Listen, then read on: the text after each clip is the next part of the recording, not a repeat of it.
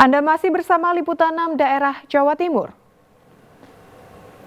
Saudara, sesosok mayat wanita dengan luka sayatan di leher ditemukan di dasar jurang di Madiun. Setelah dievakuasi dari jurang kurang lebih 300 meter, jenazah dibawa ke rumah sakit untuk diautopsi.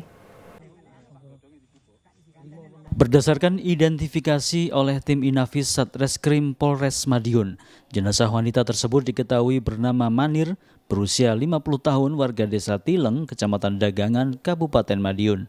Selesai diidentifikasi, polisi dan warga mengevakuasi jenazah dari dasar jurang yang berada di depan rumahnya.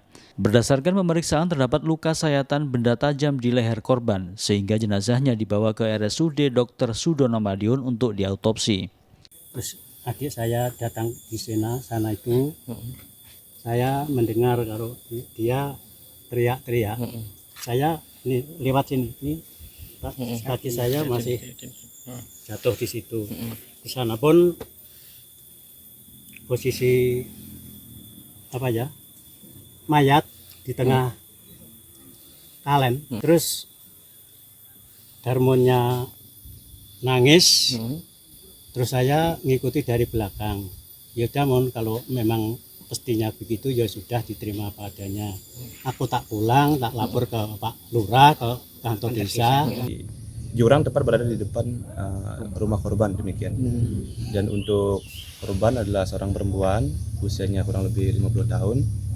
Dan ditemukan sejauh ini berdasarkan hasil pemeriksaan itu ada luka di leher, luka yang cukup dalam.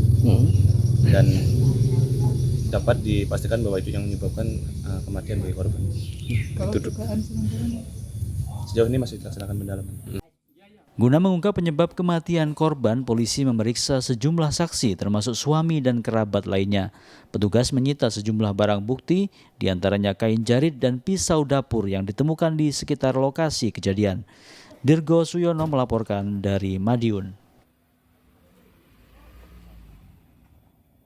Saudara, seorang pemotor diringkus polisi karena kedapatan membawa 4 senjata tajam jenis pisau.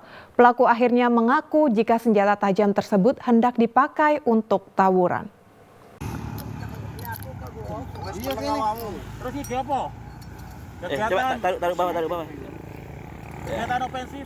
Pengendara motor Agus Sutomo diringkus polisi saat operasi rutin di jalur lintas selatan Kecamatan Kencong, Jember. Polisi menghentikan pelaku lantaran gerak-geriknya mencurigakan. Saat digeledah, ternyata ditemukan 4 senjata tajam sejenis pisau yang disimpan di dalam tasnya. Pemuda warga desa Pondok Joyo, Jember ini akhirnya dibawa ke Mapolsek Kencong. Saat diinterogasi, pelaku sempat memberikan keterangan berbelit-belit. Namun Agus akhirnya mengaku jika senjata tajam tersebut hendak dipakai untuk tawuran.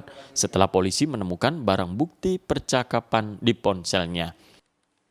Jadi kronologisnya, sewaktu anggota Polsek Kencong melakukan patroli antisipasi balap liar, kemudian diamankan seorang pelaku dengan inisial A yang kedapatan membawa senjata tajam di pinggangnya.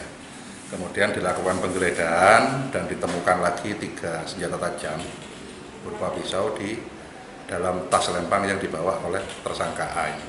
Indikasinya apa, Pak? Untuk indikasinya, tersangka A menyiapkan senjata tajam ini karena ada masalah dan akan tawuran.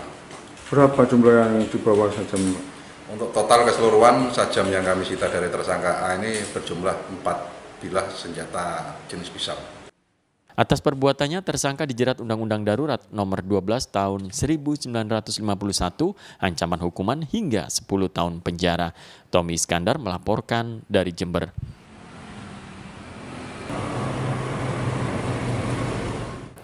Saudara, musim pancaroba, pasien diare di RSUD Syarifah Ambami Bangkalan membeludak karena ruang perawatan tidak mencukupi. Sebagian pasien terpaksa dirawat di lorong rumah sakit. Kebanyakan pasien yang terserang diare yakni anak-anak dan balita. Ruang perawatan khusus anak di Rumah Sakit Umum Daerah Bangkalan penuh dengan pasien kasus diare. Selasa pagi, sebanyak 40 pasien kasus diare dirawat karena ruangan perawatan anak yang tersedia hanya 16 kamar membuat sebagian pasien terpaksa dirawat di lorong rumah sakit. Sekarang kondisinya gimana? Masih observasi, tadi masih metil 2 kali ya Mbak ya? Udah 4 kali ya. Jadi udah diare 4 kali ya.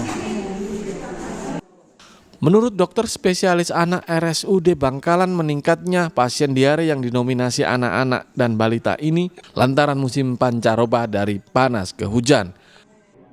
Yang dirawat ada berapa, Dok? Yang dirawat di sini ada berapa? Dirawat di sini ada sekarang ada 67 anak yang dirawat di sini. Ya memang untuk 3 besar kasus yang kita tangani di sini memang paling banyak itu diare, kemudian infeksi saluran nafas tetap ada, kemudian selain itu juga demam berdarah.